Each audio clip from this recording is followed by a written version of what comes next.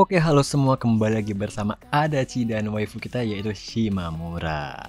Nah, keberuntungan bagi kalian nih, karena kali ini kita akan lanjuti kisah mereka berdua. Oke lah, tanpa panjang lebar, kita langsung aja masuk ke intronya.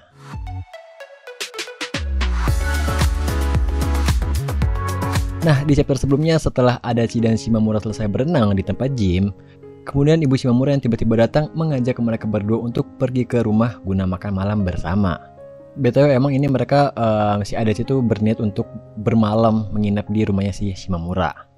Setelah mereka semua sampai di rumah Shimamura, mereka pun menyantap makan malam bersama.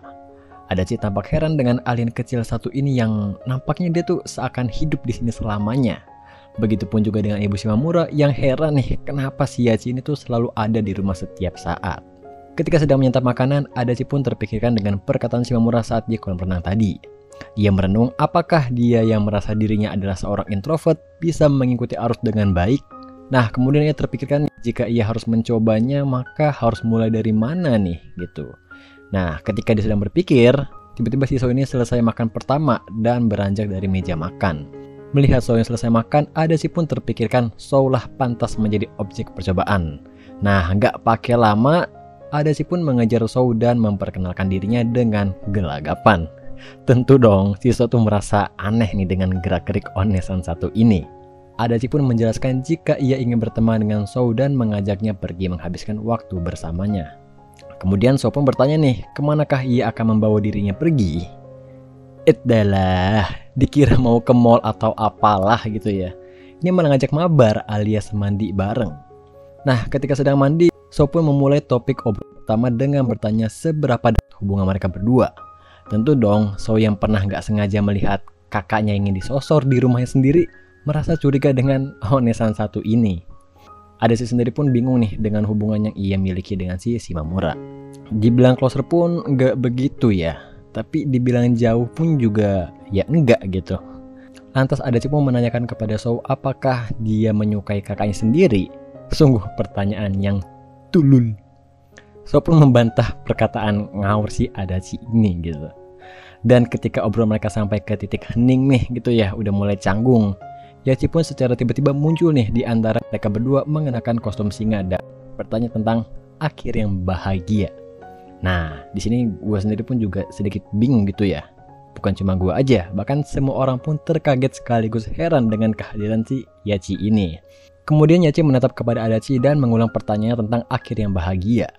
Adachi pun menjawabnya mungkin dengan ragu-ragu. Nah, setelah mendapatkan jawaban dari Adachi, Yachi pun langsung pergi meninggalkan mereka. Shou pun mengejar si alien kecil itu dan ya, melihat dua bocil yang seru-seruan, Adachi pun termenung iri dengan persahabatan yang mereka miliki. Setelah selesai mandi, Adachi pun beristirahat di kamarnya Shimamura. Dan kemudian Shimamura datang membawakan sebuah bantal es untuk mendinginkan tubuh si Adachi ini. Namun seketika Shimamura tiba-tiba menawarkan dua opsi, yakni sebuah bantal es batu atau bantal pangkuan.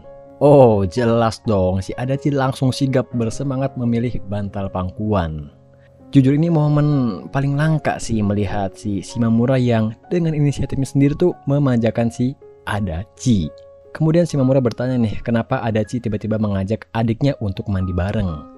Adachi pun menjawab jika ya dia hanya ingin berusaha untuk mengenalnya gitu. Kemudian Shimamura tersenyum dan mengatakan jika Adachi orang yang cukup dicintai gitu. Karena sebenarnya tuh si Shou itu adalah tipe anak yang sangat pemalu gitu dan jarang ingin melakukan seperti tadi gitu dengan orang lain selain kakaknya sendiri. Nah, ketika Shimamura sudah memastikan Adachi tenang, ia kemudian mengajak Adachi menuju beranda untuk menghirup udara segar. Nah, sambil menikmati langit malam, Shimamura bertanya kepada Adachi jika ketika dewasa nanti apa yang ia inginkan. Dengan berbagai pertimbangan dan menikmati nikmatnya waktu bersama dengan Shimamura, dalam hati kecil Adachi, ia menjawab jika sebenarnya suatu saat ketika dewasa nanti dia itu hanya ingin tinggal bersamanya, bersama si Shimamura. Dan ia bergumam sembari berpikir dan bertanya-tanya nih pada dirinya, kira-kira nama apa yang tepat yang bisa ia tetapkan pada hubungan mereka berdua. Dan chapter pun ditutup dengan Adachi dan Shimamura yang menikmati langit malam bersama. Nah, gimana nih? Udah mulai seru bukan? Gue yakin sih di kedepannya akan lebih greget lagi ya.